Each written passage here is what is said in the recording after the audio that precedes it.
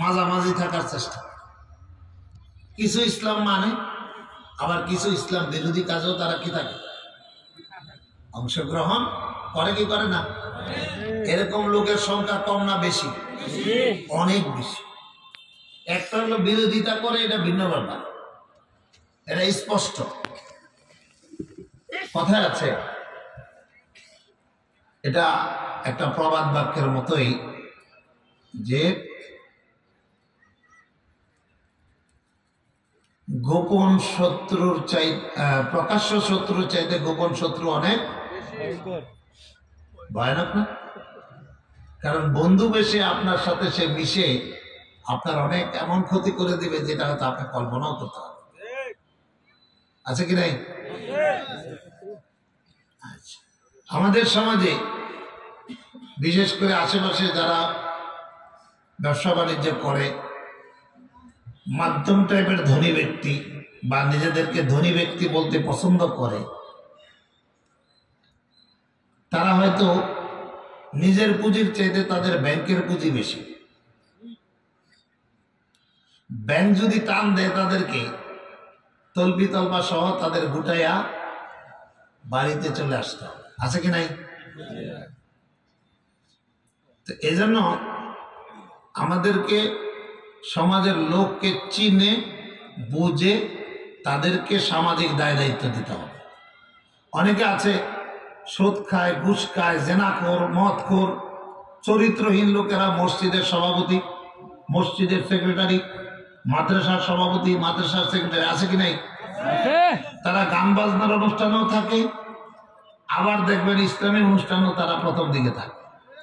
ইসলামী অনুষ্ঠানে থাকে কারণ যারা আয়োজন করে তাদের তো কিছু পয়সা পাতির দরকার পড়ে, তারা 10 টাকা দিয়ে 100 টাকার বুলিয়া উড়াইব। আমি কি ভুল বলতেছি? সম্মানিত উপস্থিতি, আল্লাহ রাব্বুল আলামিন সূরাতুল লোকমানের,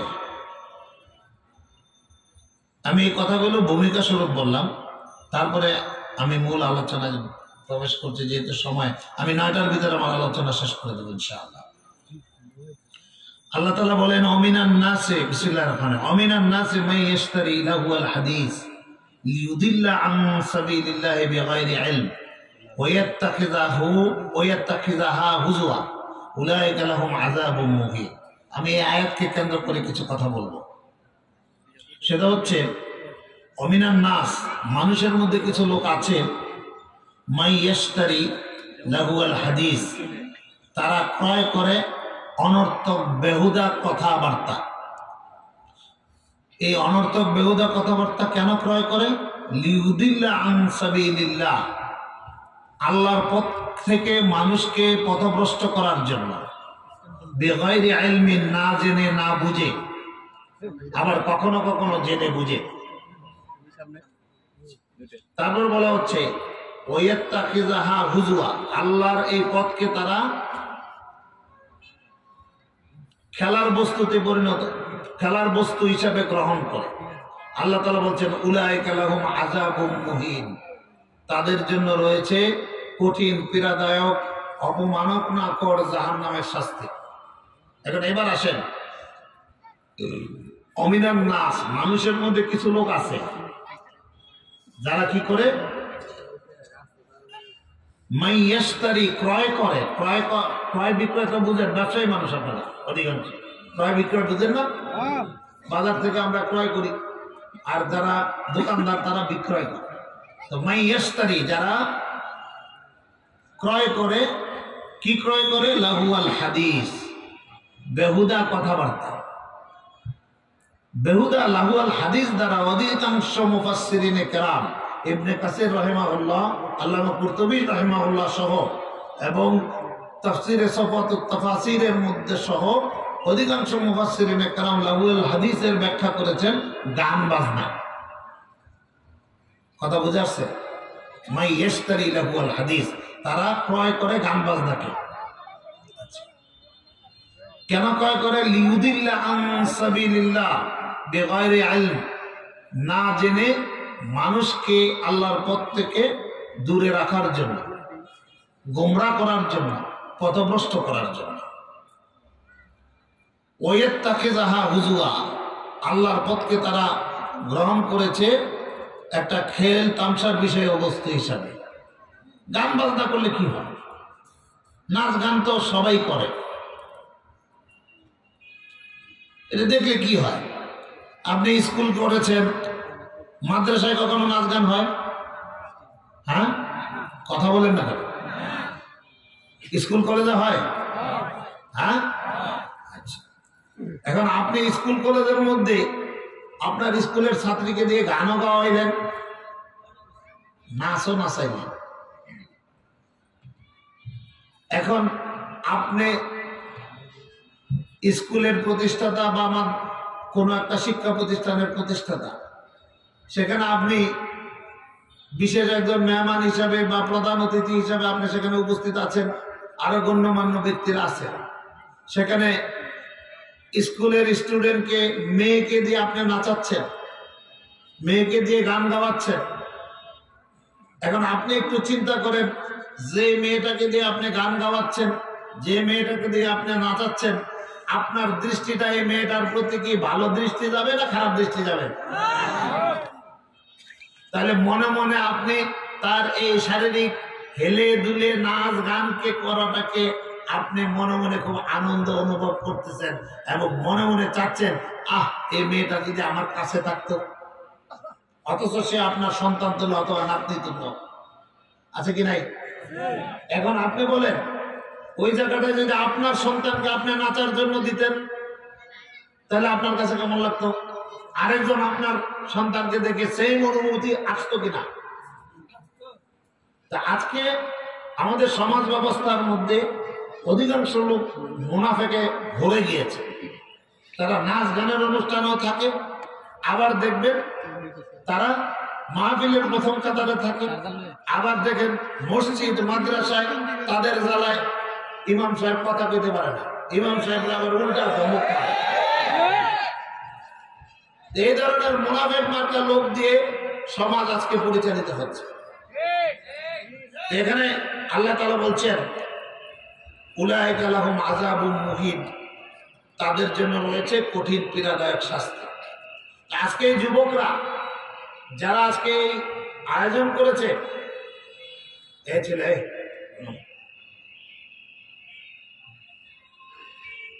যারা আয়োজন করেছে এরা যুবক, এদের ভুল ত্রুটি থাকতেই পারে, কিন্তু আমি তাদেরকে মিসগাইড করে অন্য কোনো কিছু করব সেটা হতে পারে না। আমি আপনাদের মিয়া সাহেব, আমার বাবাকে, আমার দাদাকে, আপনাদের পূর্বপুরুষরা বা আপনারা অনেকে আমার বাবাকে সম্মান করেছেন, ইজ্জত করেছেন। কেউ আপনাদেরকে বাধ্য করেছে সম্মান করতে? আমাকে আপনারা সম্মান করেন, ইজ্জত করেন, আমি কি আপনাদেরকে বাধ্য করেছি? আমার পরিবারের কোনো সদস্য আপনাদের কাছে এসে বলেছে যে আপনারা মিয়া সাহেবকে সম্মান করেন, ইজ্জত করেন? কোনোদিন কাউকে বলেছে? ইজ্জত করেন কেন? কি কারণে করেন? কি আছে আমাদের মধ্যে? 2 পয়সা দেই আপনাদেরকে? না আমি আপনাদের কাছ থেকে 2 পয়সা নেই? হ্যাঁ, নেই।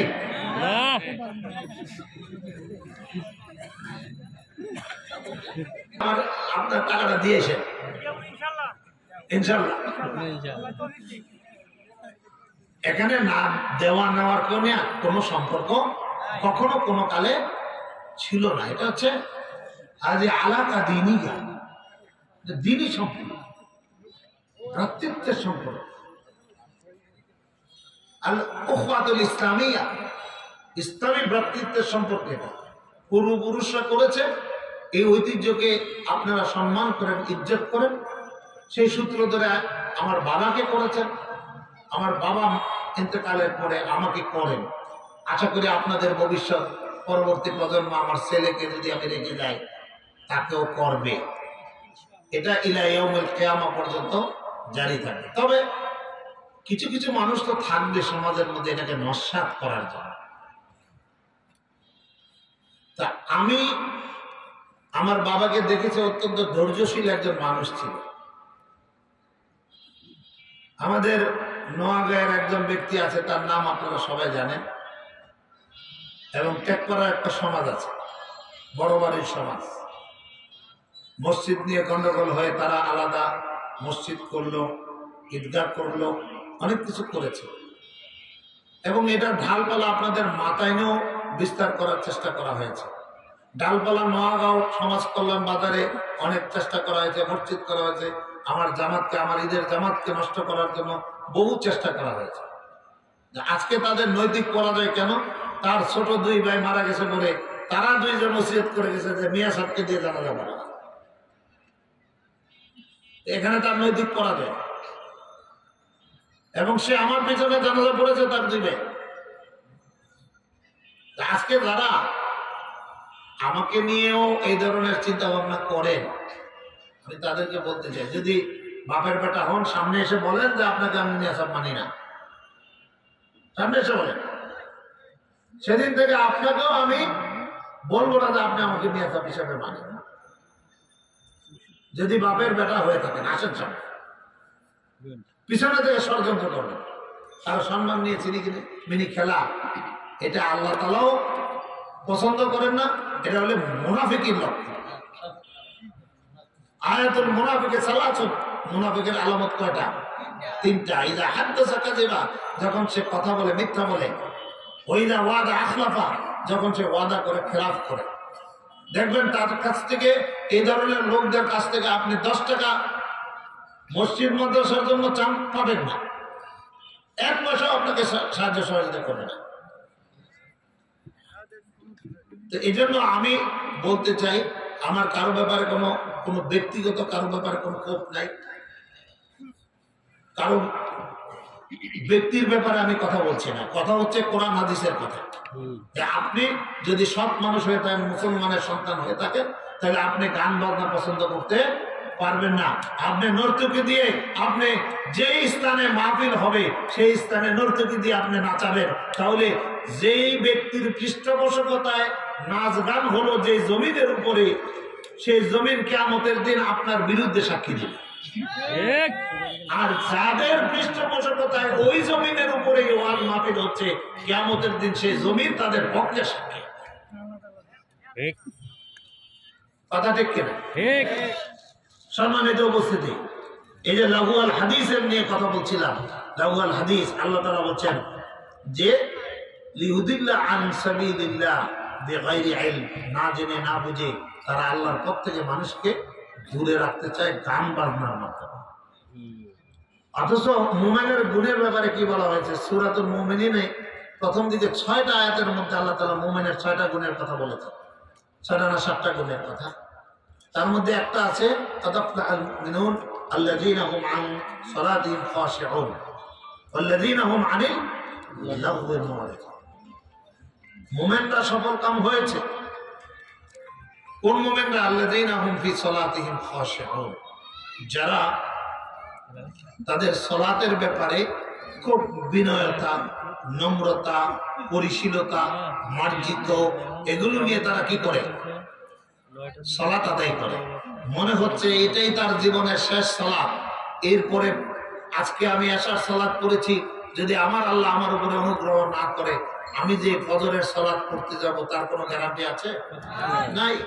আজকে অধিকাংশ মানুষ আমরা এটা ভুলে যাই যে ফজরের সময় ঠিক আছে কালকে দিব না। আরে বাবা, আপনি যে কালকের কথা বলেন, কালকে যে আপনি বেঁচে থাকবেন তার কোনো গ্যারান্টি আছে? গ্যারান্টি নাই। এই জন্য আমাদের দেনা পাওনা, টাকা পয়সা যদি কেউ কারো কাছে পাওনা দানা থাকে, সাথেরটা সাথে শোধ করে দেবে। সম্মানিত উপস্থিতি, এই জন্য আমাদেরকে গান বাজনা অনিসলামিক কার্যকলাপ থেকে অবশ্যই দূরে থাকতে। বন্ধুরা আমার, আল্লাহ রাসূল সাল্লাল্লাহু আলাইহি সাল্লাম 2টা হাদিস বলে আমি আমার বক্তব্য শেষ করছি। বক্তা আসছে নাকি? আসতেছে? বক্তা আসছে বলে। আল্লাহ রাসূল বলছেন, আন আবি মালিক আল-আশআরী রাদিয়াল্লাহু তাআলা আনহু قال قال رسول الله صلى الله عليه وسلم لا يكونن من امتي اقوام يستحلون الحرى والحرير والخمر والمعازف। রাওয়াহুল বুখারী। যে আবু মালিক আল-আশআরী রাদিয়াল্লাহু তাআলা আনহু বলেন, রাসূল করিম সাল্লাল্লাহু আলাইহি সাল্লাম বলেছেন যে লা ইয়াকুনান্না মিন উম্মতি আকওয়াম, অবশ্যই আমার পরে আমার উম্মতের মধ্যে একটি দল হবে, ইস্তাহিল্লুনা আল হিরা ওয়াল হারিরা ওয়াল খামরা ওয়াল মাআজিব, তারা চারটি জিনিসকে হালাল মনে করবে। লা ইয়াকুনান্না মিন উম্মতি, অবশ্যই অবশ্যই আকওয়ামুন, আমার উম্মতের আমার ইন্তেকালের পরে একটা দল, অবশ্যই এমন একটি দল হবে যারা চারটি কাজকে হারাম, চারটি কাজকে কি মনে করবে? হালাল মনে করবে। এক নম্বর কি? আল হিরা, জিনা ব্যভিচার। দুই, আল হারিরা, রেশমি পাতলা কাপড় পরিধান করা। তিন, ওয়াল খামরা, মদ। চার, ওয়াল মাআজিব, বাদ্যযন্ত্র, গান বাজনা, নাচ গান, এটাকে তারা হালাল মনে করে। এবং আমরা কিন্তু সত্যিকার অর্থে যারা গান শুনে মোবাইলে কানের মধ্যে একটা কি বলে ইয়ারফোন লাগিয়ে রাস্তা দিয়ে যাচ্ছে, কত যুবক যুবতী রাস্তা দিয়ে যাচ্ছে, এরকম ঘটনাও ঘটছে। রেল লাইন দিয়ে কানের মধ্যে ইয়ারফোন লাগিয়ে, আপনার পকেটের মধ্যে মোবাইল, কানের মধ্যে ইয়ারফোন, রেল লাইন দিয়ে হাঁটতেছে, হাঁটতে হাঁটতে গান তো সুন্দর, ভারতের গান বাজতেছে, হিন্দি গান, মজাও পাচ্ছে, কিন্তু পিছনে যে ট্রেন এসে তাকে হর্ন দিচ্ছে তার আর সেটার খবর নাই, শুনতেও পাই নাই, কারণ কানের কান তো বন্ধ, কান তো বন্ধ, শুনতেও পাই। সুতরাং ট্রেন যা করার তার কাজ করে ফেলেছে, একদম উপর দিয়ে চালিয়ে দিয়ে গেছে।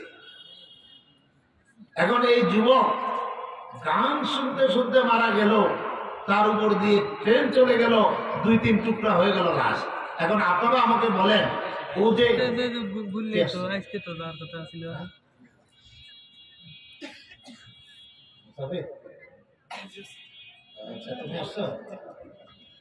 আমি শেষ করি।